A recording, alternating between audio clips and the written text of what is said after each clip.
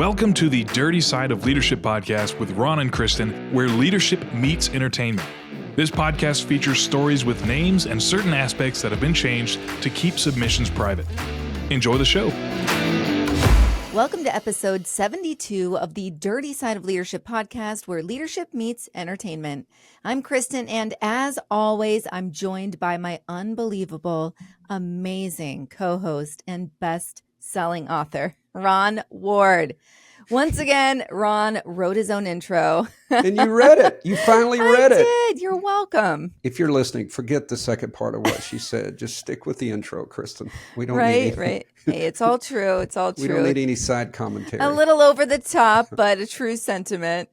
And one thing, make sure you stick around until the end of this episode, because Ron is going to walk you through how to tell a good story that is sure to capture an audience's attention.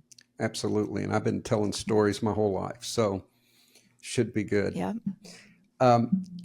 This is actually a part two. And Kristin, I think both of us really, we are so excited about this episode because we are going to cover some actual communication styles. Go in and Google right now. You will not see these. This was developed. This is part of our presentations, part of our executive coaching, and it's been developed over probably a 2-year period. Now, we're just going to hit some of the surface, but the fact that you listen to the podcast, you're going to get this for free. So let's get into it. Absolutely. So I want to just bring something up. This is a leadership podcast, and it is important that we talk about a very public breakdown of leadership that we all witnessed on Saturday when President Trump was there was an attempted assassination on him. But the leadership portion that I want to talk about was, one, there was a leadership breakdown. And Ron, I'm going to put this over on you because this is your thing. This is your industry. But what we saw as far as a Secret Service response and even just the detail in general, this shouldn't have happened. But the response that we all witnessed on camera was an embarrassment. And I would love to gather your 2 cents. Yeah, and we could do a whole podcast on that. Kristin, as you know, most of my career was in law enforcement and federal law enforcement, but I taught at the Federal Law Enforcement Training Center, and we taught tactics, communication, there's all these things. So there's 2 different things. There was a leadership breakdown, as you said, and there was a tactical breakdown. Let's start with tactical, because I began to see panic. And one of the things you do in law enforcement is you run scenarios and you teach breathing exercises so that people can operate even in that adrenaline. When they get that adrenaline dump, they can still operate through that. That's what training and practice is. That's why I had our staff. We did skill enhancement every month. And I know previously the Secret Service used to do that.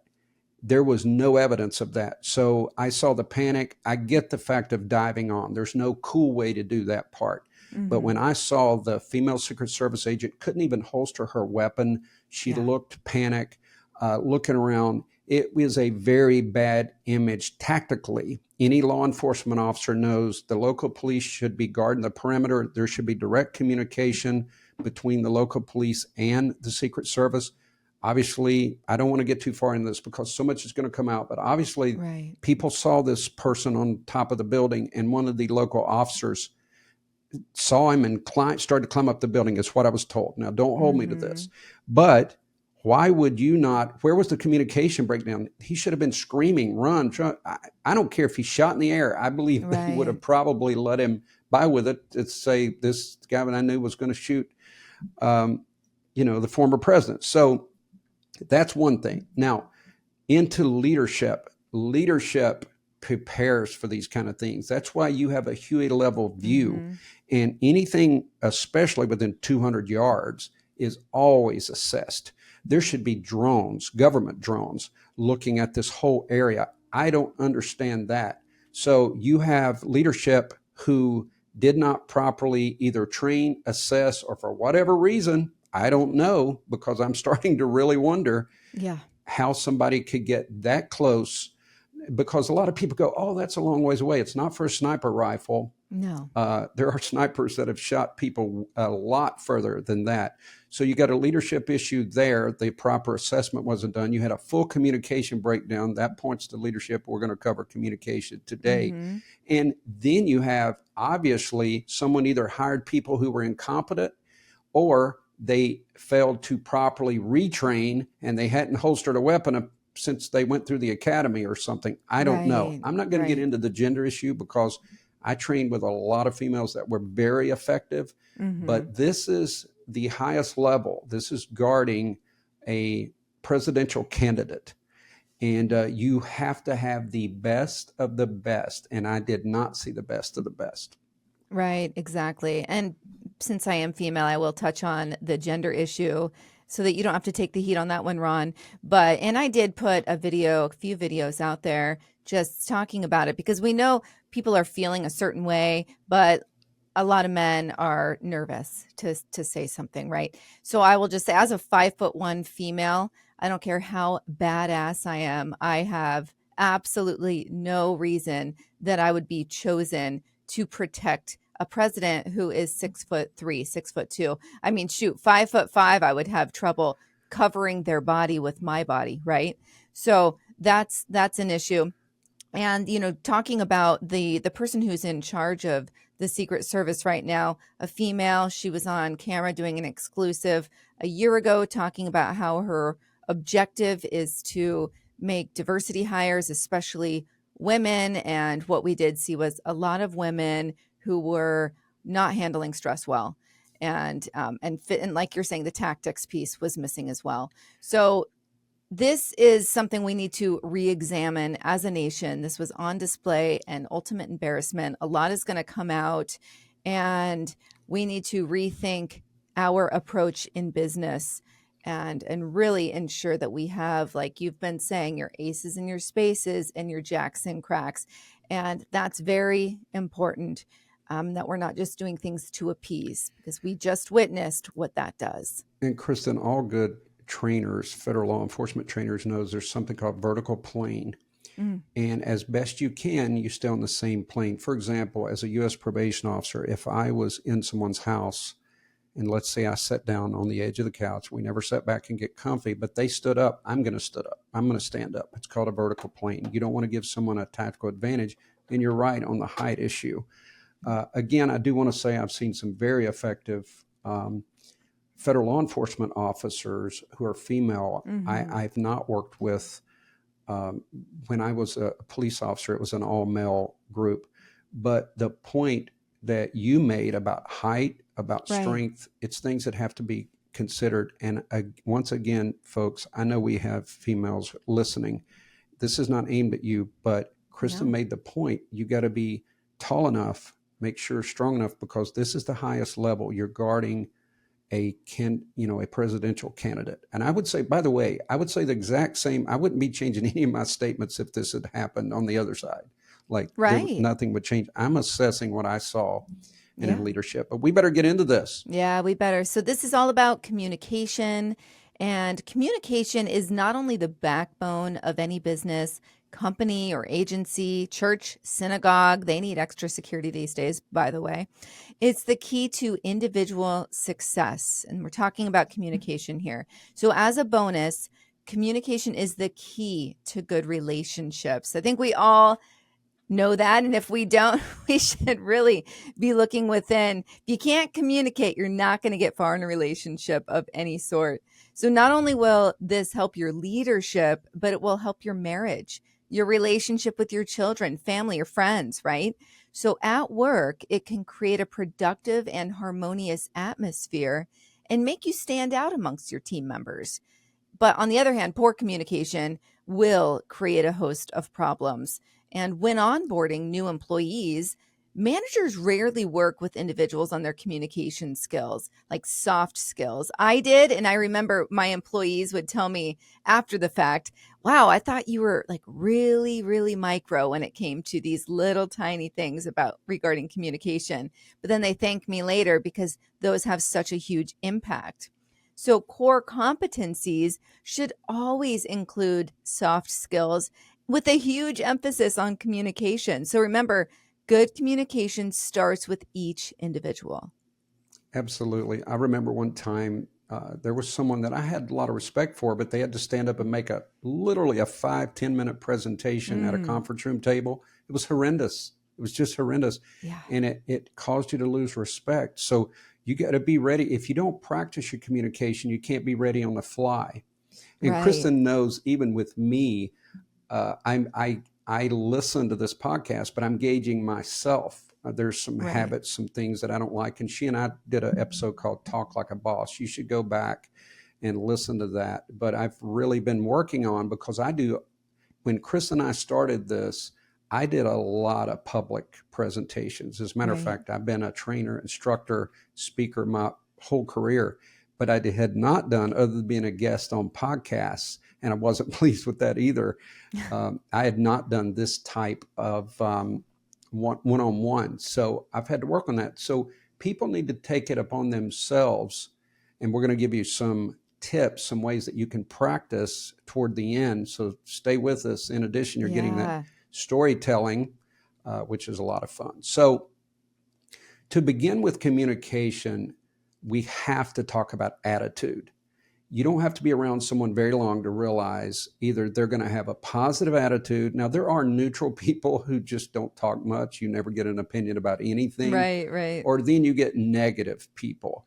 And you can tell, I can usually tell within the first minute at least. A lot of it's body language, but the words they use, I can usually tell if they are a negative person. And we're going to break down some of those words in a few minutes. Here's the worst part, Kristin. People who use negative words have usually made themselves a victim. And if there's a pet peeve in the world, when I hear people coming on saying, I was disadvantaged, I'm never going to start. The people with a positive attitude, I've seen them come out of horrendous situations and get to the top. So the one place you never want to live is Victimville. I can't stand that. Oh my gosh. Anyway, Same. What happens, Kristin, when people get negative? Yeah. Well, at first, it decreases your motivation to accomplish great things. And, taking this way, it'll stunt your personal growth and chances for any success. And then something else, it gives them a greater sense of helplessness. Negative self-talk, especially, we talk a lot about how your ears actually hear what you're saying and your brain will believe it. Negative self-talk lowers your self-esteem and adds fuel to depression and anxiety. Yeah, well said. It sure does. Okay, let's go into a few expressions. And if you're listening, you can kind of judge, number one, if you say these things or if you hear them. And we talk a little bit about parenting, and we might do some episodes on it. But one thing that Kristin and I have said multiple times, you got to be careful what you say around your kid. If you are a negative communicator, they're going to pick right up on that. So there's a few things I do. My little grandson, if he's whining about something, I say, stop whining. This is not anything you need to whine about, or this is not a big deal. I always correct those kind of things. And I know my daughter and son-in-law do the same thing, but I don't want him to be a victim. I want him to be a victor. And it starts with giving that feedback. So if you're a parent, please think about how you speak and then how your child is speaking. Yeah, it's so huge. All right. I know. I hear my son say stuff especially, and I'm like, oh, that's me. That's me. It's not negative, actually. I'm pretty positive person, but it's so funny. So yeah, they absolutely absorb everything and they will parrot it right back. Yeah, no matter what the language is, they'll parrot it back.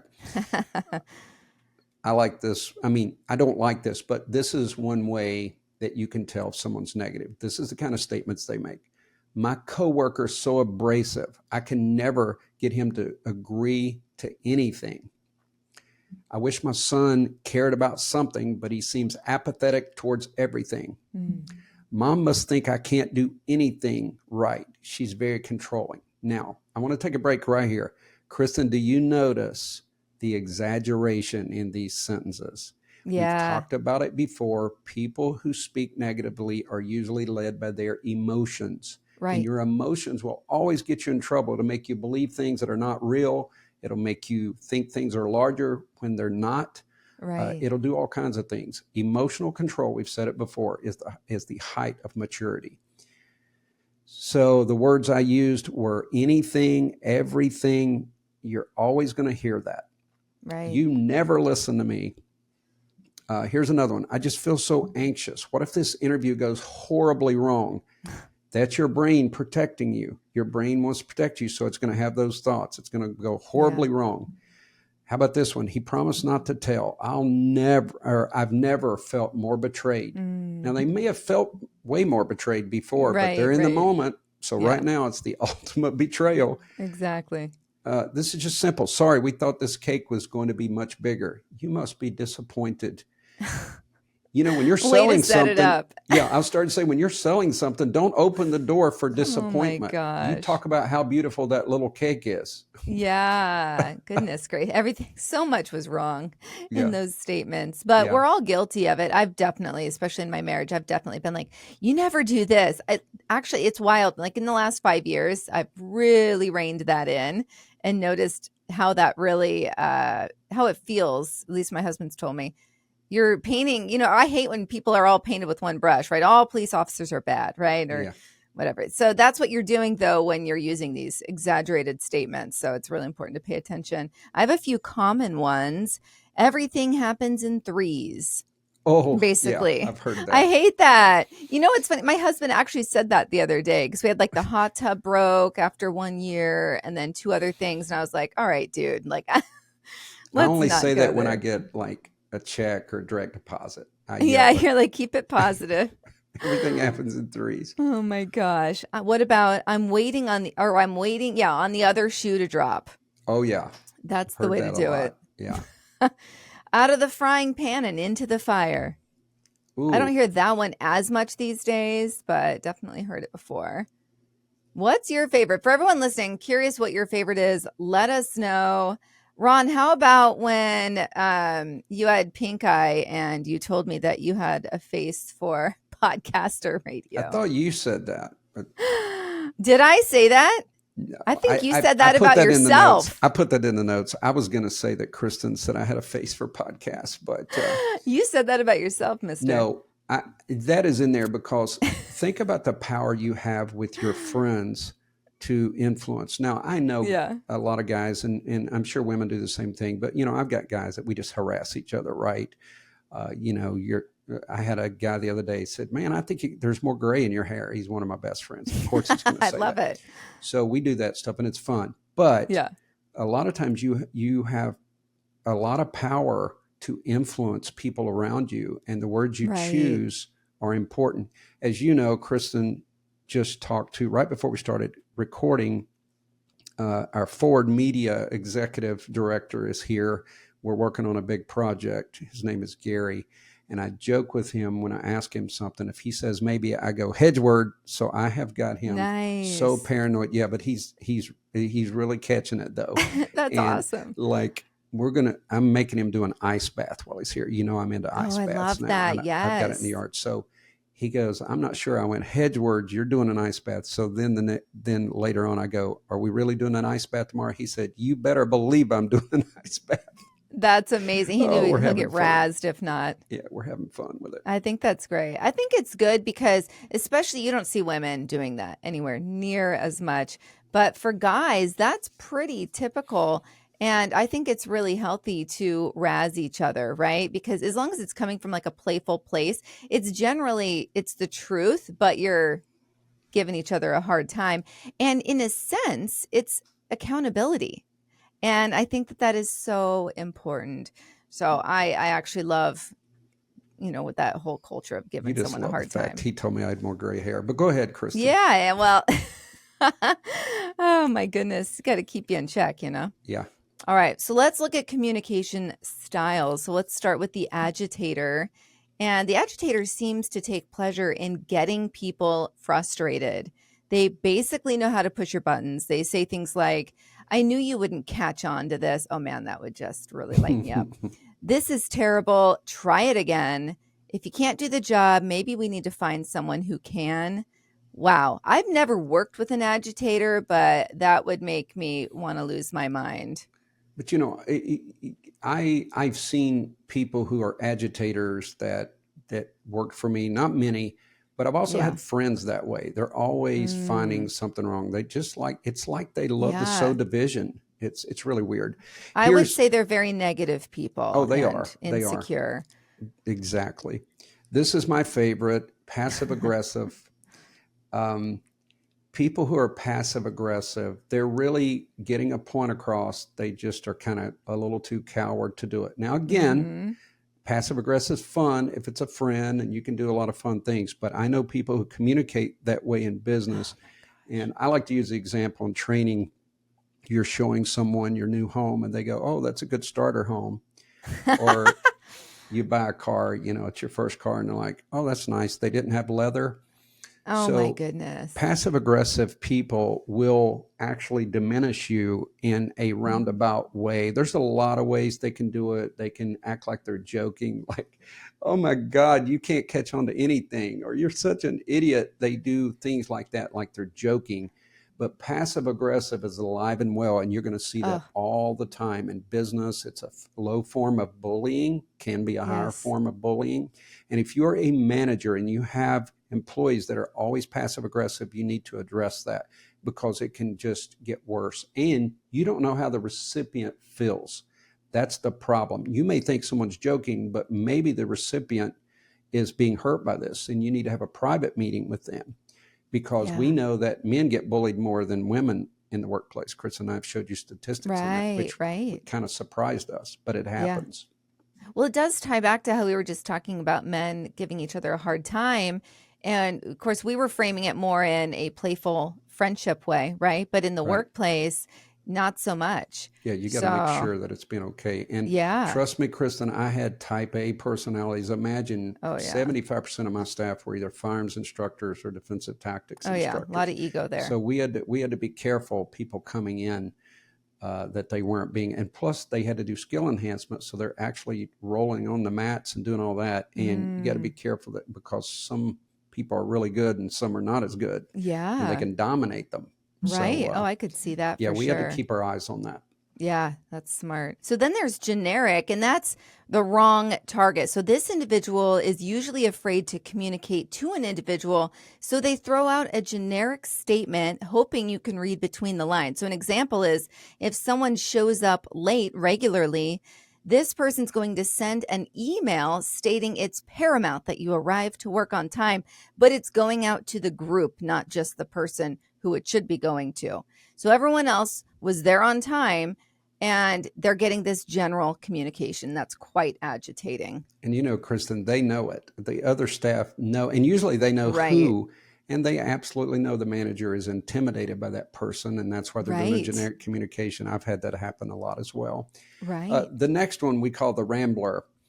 And this is a person that says a lot but doesn't really say anything. And there's a popular phrase called rabbit holes. It started with talking about ADHD and going down the rabbit holes. But we see that in the executive coaching. And that's one of the things we have people practice just in basic communication. Like if I was a college student and you were going to tell me about banking, how would you describe that to me? And that's how we work on information exchange, because there's a difference if you're trying to be empathetic, trying to show concern, or you're just providing information. And a lot of people have trouble keeping it concise. I call it the ABCs of communication. I think I've said that before: accuracy, brevity, clarity. Love it. And you can be so much more effective if you will eliminate, we've already talked about hedgers. We won't go into that again, but just don't be too wordy. You lose people's focus. They start to wander off. Yeah. You just need a heading, the body, use some examples, like for example, and then you conclude and you move on.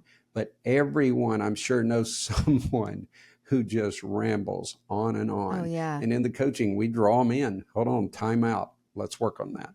Yeah, exactly. I mean, honestly, a lot of politicians are these ramblers, and the more of the lifelong politician, right? Yeah. And they're well trained at saying a whole lot of nothing.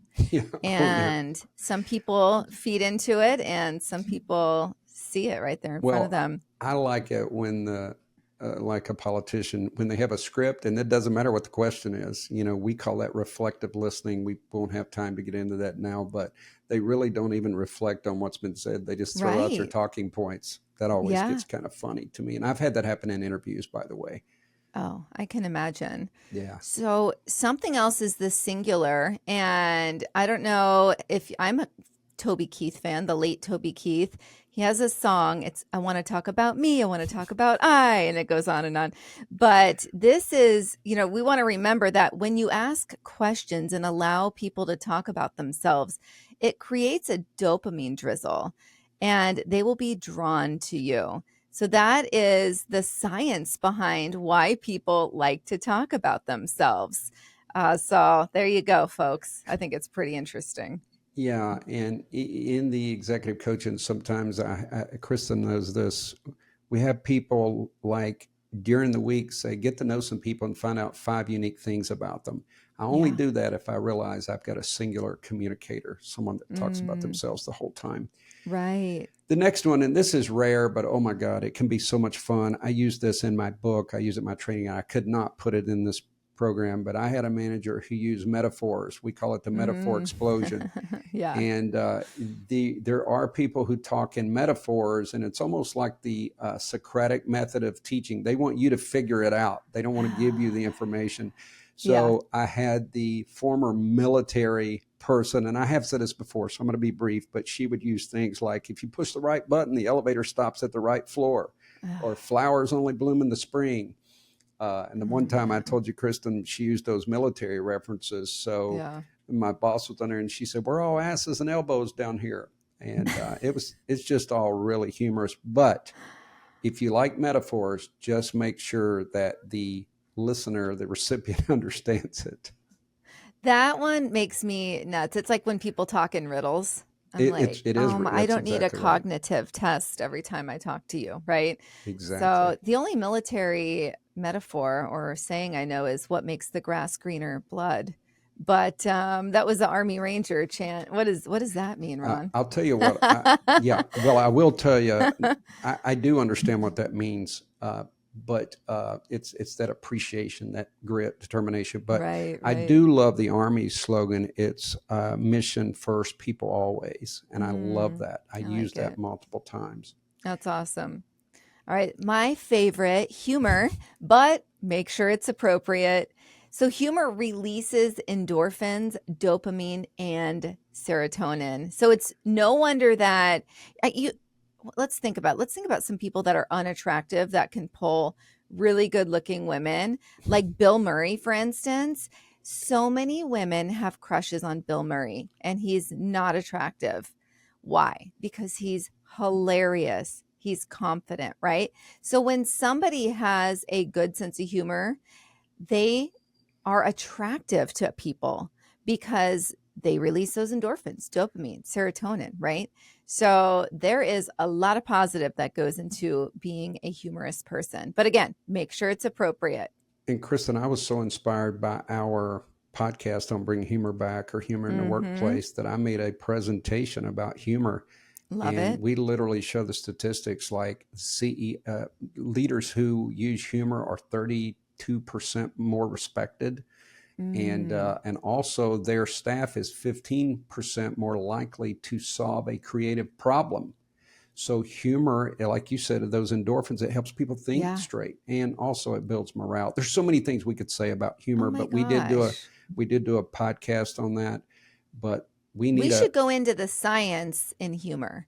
The science of humor in the workplace, because I just know even just the basics of when I was being called to a meeting, or even now when someone wants me to go attend an event, if I know that one of the presenters or leaders is a humorous individual, I'm excited to go.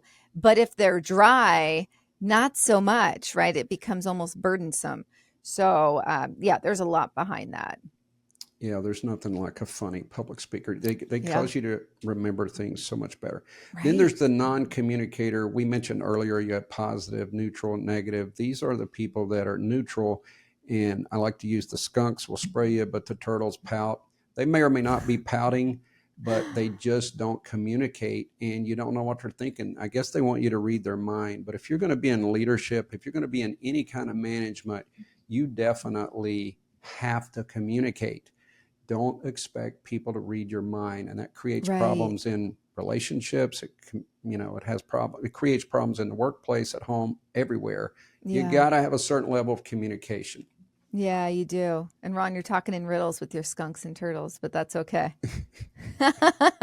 Someone has to. Well, you know what I was worried about when you said someone who doesn't look good, but they can pull good-looking women. I was so glad when you said Bill Murray. I thought, oh my gosh, she's talking about me. Were you pressing your lips together in nervous angst? move along, Oh my Kristin. gosh.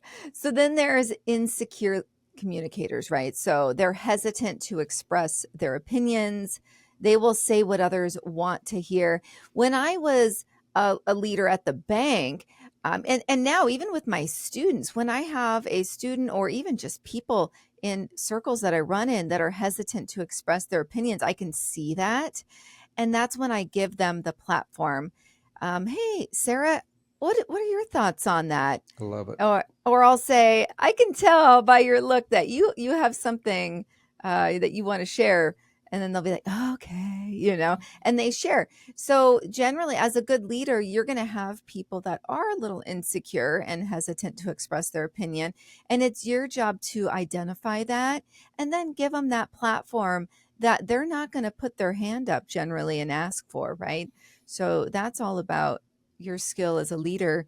And the other piece here is someone who's the exaggerator. We talked about the exaggerator earlier, and the always and the never, these impulsive statements. So that's something to look out for.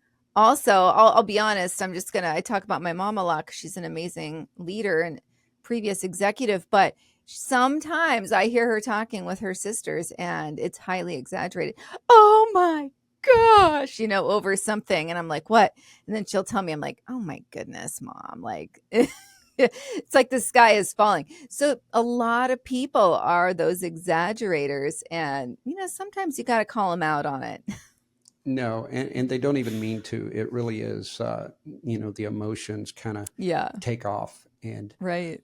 I'm so glad you said you look at students. I used to do that at conference rooms or staff meetings to say, you look like, like John, you look like you have a comment. That's a great way to get people. It's non-evasive. You're really opening the door for them. And sometimes it will help them immensely as they practice a little bit. But a good leader, I always say this, they always have external awareness. They're scanning the room. They're looking around. And I like that and by the way, you get to know who's shy or who's not going to comment. Oh, yeah. And that's what good leadership is. Now, exactly. And let's go through these quickly just because of time, Kristin. I do want to show the storytelling, but we don't want to leave you on just a negative point. But if you saw yourself in any of those that we discussed and you think it might be hurting your career, it might be hurting your home life, or you're saying things in front of your children, think about that and start to practice. Mm-hmm. So now we're going to look at some positive ways. And we've talked about body language. We did 2 episodes, so we're not going to get into that. But your body language speaks a lot. Going back to Kristin in the classroom, if someone's looking away, they might be thinking, they might have a question. So you're always looking for body language when you're communicating. And you can tell a lot of times with the glabella, the brow, they might be confused.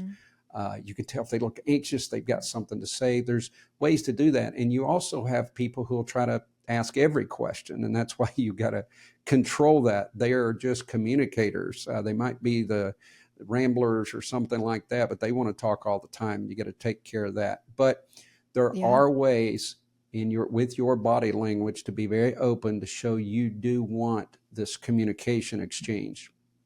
Yeah, so, exactly.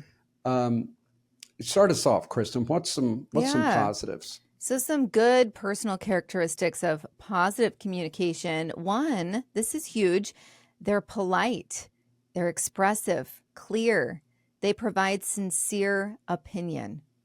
Powerful pieces right there. Absolutely. And I hate to be around someone, everyone's been guilty of it at some point, but you're expressing an opinion to make yourself look a certain way. Yeah. And that's really not an opinion. That's a show. Right, right. That's why I'm always like, and especially when I'm speaking in large groups, you always have to think, is this a value add to the group, or is this just me talking, right? And Exactly. a lot of times, if I had something I knew that would be impactful, but it was only for me, I could at that point say, I'd like to take this conversation or table it for when we can be one-on-one, something like that. When the leader is presenting on a topic, you then realize, okay, I have something to talk about this, but maybe it's about my specific branch or my department, and it doesn't make sense for everyone else to be part of this. That's exactly so right. Make sure you do that. And I'm only going to touch on a couple of things. We're going to get to that storytelling, but it is key to ask appropriate questions if you're not sure. Or you can repeat the last 3 words to make sure you understand. But listening is a part of communication. We've talked about it. I've already mentioned accuracy, brevity, clarity, using good examples that people can relate to. Why would I use an example? You were in banking. Why am I going to use aeronautics as an example to you? Right. Why don't I use banking? Or if I'm coaching a runner, why don't I use, that's a great example, the finish line, things like that. Yeah. So, and then reflective listening is the highest level. This is something relatively new, Kristin, in our program, because everybody talks about active listening, empathetic and everything. But if you're going to reflect appropriately, that's going to cover all those things. Right. Maybe you need to show empathy. Maybe you just need to focus in on one point and follow up. Then we've talked about threading. That's getting the information that you need. Ask additional open-ended questions. And a good way to find out if a new hire can communicate is by asking questions and see how they respond kind of on the fly. And then you can help them. And we've also talked about your power zone, having the hands above the waist. By the way, Kristin, I got a great compliment on the tactical part of your hands above your waist and not looking like a victim from the episode last week. Someone really appreciated that. They didn't think of that all the time. They said they were really bad to put their hands in their pocket when they're standing around. I gave Kristin a hard time. She made a post of some superstar telling people, if you raise your hands above the waist, you can tell who's in authority. I do that in training, Kristin. That's amazing. And I did send, like, this is what we do in forward operations. Don't ever put somebody else on there. I didn't do that. But no, that person is right. That was that's a good post. You could tell who was in charge with the hands. Right. So if you did not miss last week, if you did, shame on you. But if you did miss last week, you got to keep those hands above your waist. It'll keep you safe. It makes you look more powerful. The power zone is above your belt buckle to your shoulders. And I said, you don't want a Bernie Sanders where you're pointing to the air unless there's a really good reason. Like a disco. Like there's a bird going to crap on you or something. You might do it. But yeah, a disco. So, Kristin, are you excited? I'm going to tell how to tell a story. Yes. And I'm going to tell you a story. Now, and we did not practice this. And Ron's going to have me playing a role in this at some point. So. Yeah, well, just to preface it. Yeah.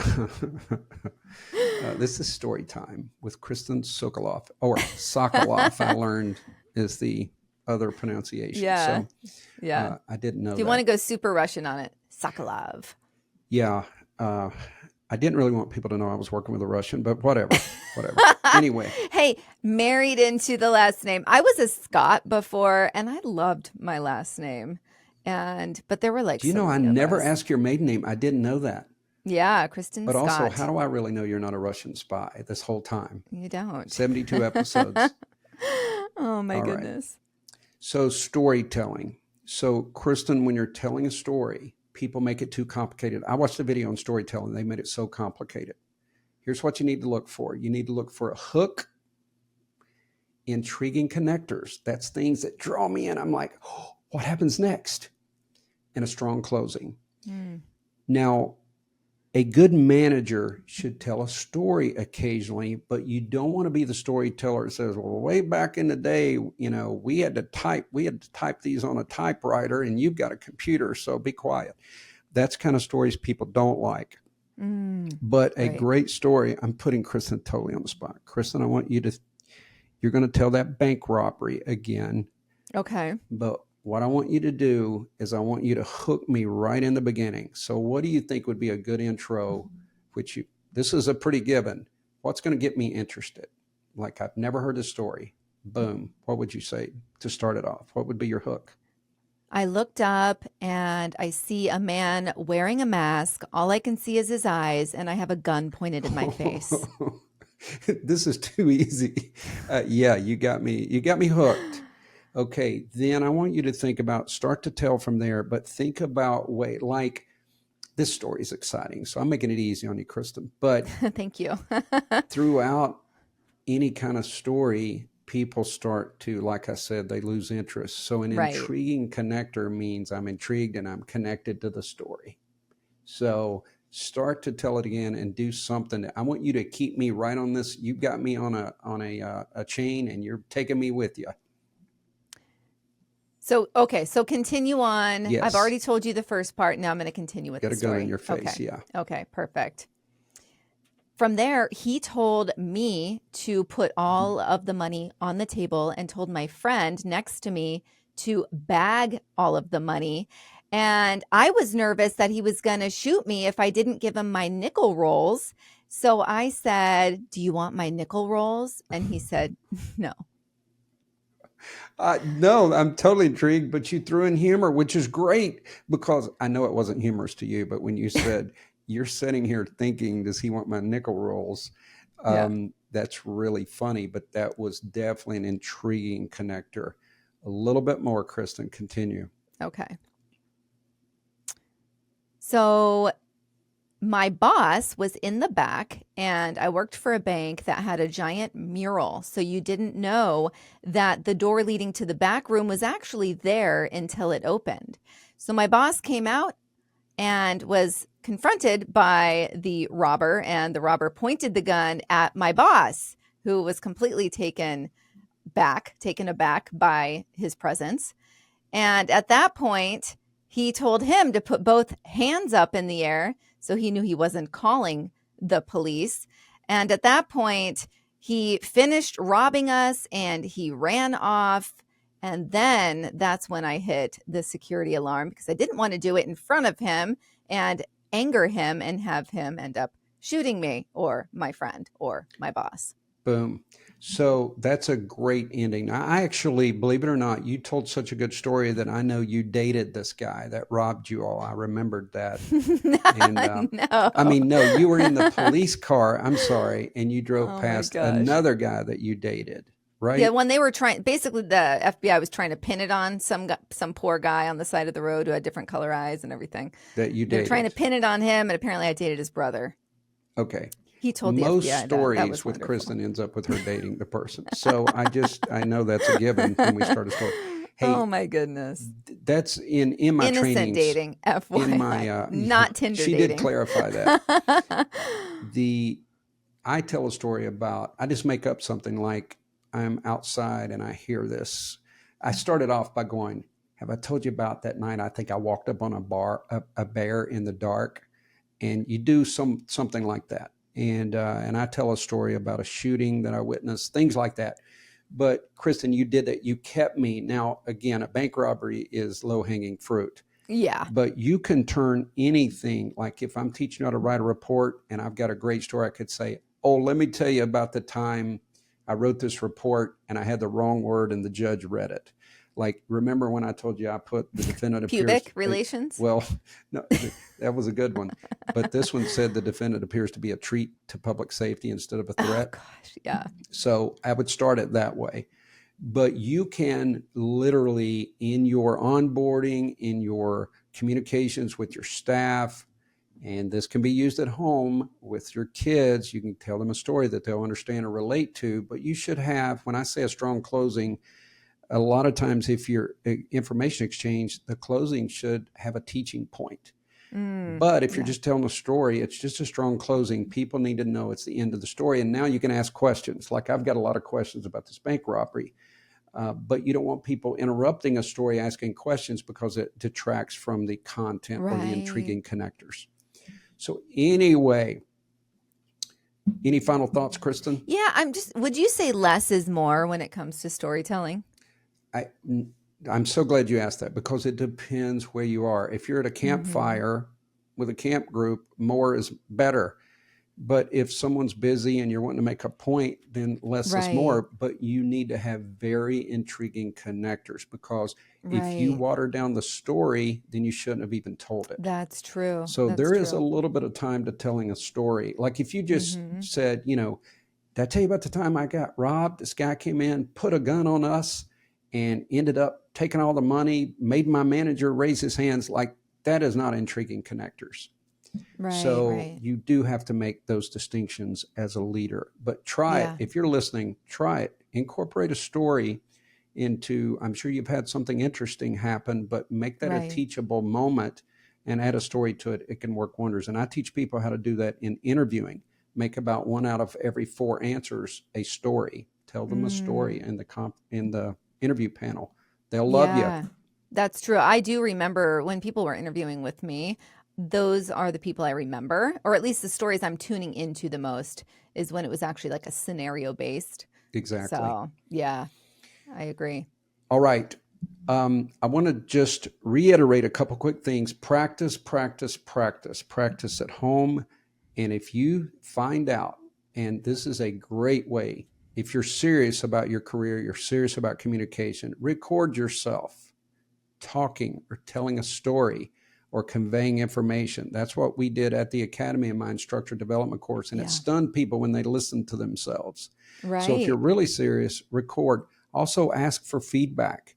Get someone you trust to say, do I convey information well? Or do I have any word whiskers, we call them? Do I start every sentence with but, so? Most of the things I do, see me do it. Yep. When you do that, you get better. And I'm practicing. I've admitted that to people, and I can tell that I'm at least getting better. I'm not where I want to be. So it does take practice, and many times we just don't focus on it. And it's vital. It is vital for your success and the well-being of people around you. Yeah, 100%. I love that. And if you weren't listening to yourself, if you weren't taking the time to listen to the playback of the podcast, I do it too, we wouldn't be improving, right? So that's also key. So for folks that don't have that podcast, like you're saying, record yourself. There's no shame in that. Listen back. You're going to be really hard on yourself. You're going to hate the way your voice sounds, but you're also going to grow from it. I literally had someone that I'm coaching. They told me they listened to almost every podcast twice. That's how much they enjoy it. And I thought that's amazing. Really cool. Yeah. I want to reiterate that part of this presentation, we only got a few sources on this one. It is called the Masterclass in Communication. We can provide that training for you. And we also get in a lot more depth in the executive coaching about communication styles. We've got online surveys you take. So really cool stuff going on. We appreciate everybody. Absolutely. Yep. You know how to find us. Be the leader you're meant to be. We'll see you next week. The Dirty Side of Leadership podcast is brought to you by Forward Operations. If you'd like to book Ron or Kristin for speaking events, training, or executive coaching, visit forwardoperations.com. Be the leader you're meant to be.